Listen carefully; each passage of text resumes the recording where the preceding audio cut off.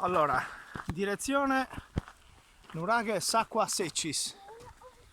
Siamo dentro una riserva naturale veramente fantastica, ricca di sugherette, pini, bellissimo.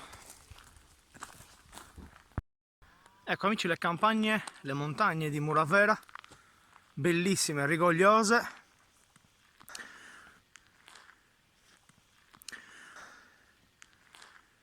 E noi dobbiamo salire su quella cima, lì c'è il nuraghe.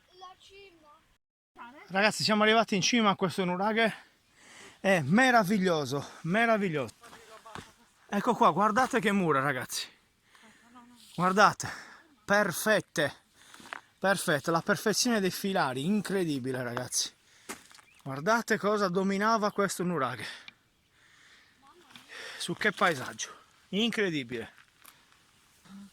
Saliamo in cima per vedere cos'altro c'è. No, possiamo scendere. Non si può scendere. No, si può scendere. Oppure vediamo se si può scendere. Qua c'è una scala molto ripida ragazzi.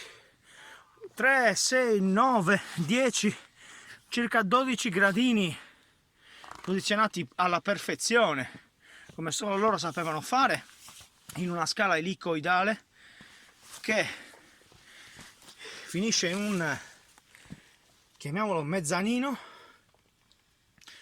e si apre su un'altra Tolos.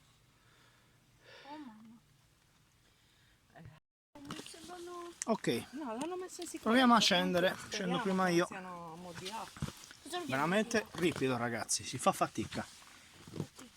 Sì. Ecco qua. Questo non sappiamo bene identificare cosa sia, ma credo che sia un altro passaggio. Ci sentiamo un po' Indiana Jones tra virgolette,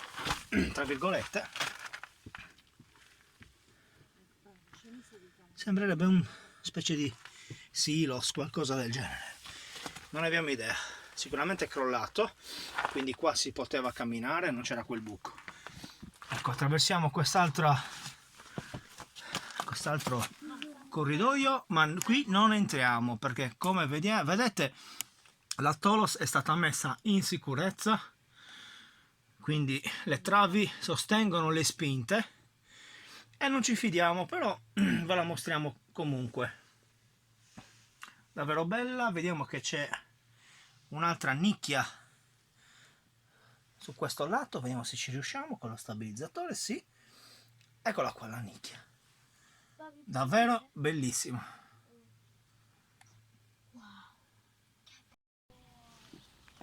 bellissima.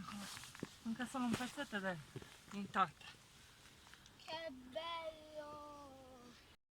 Ciao amici dei custodi della memoria, dal nuraghe a Secis è tutto, alla prossima avventura!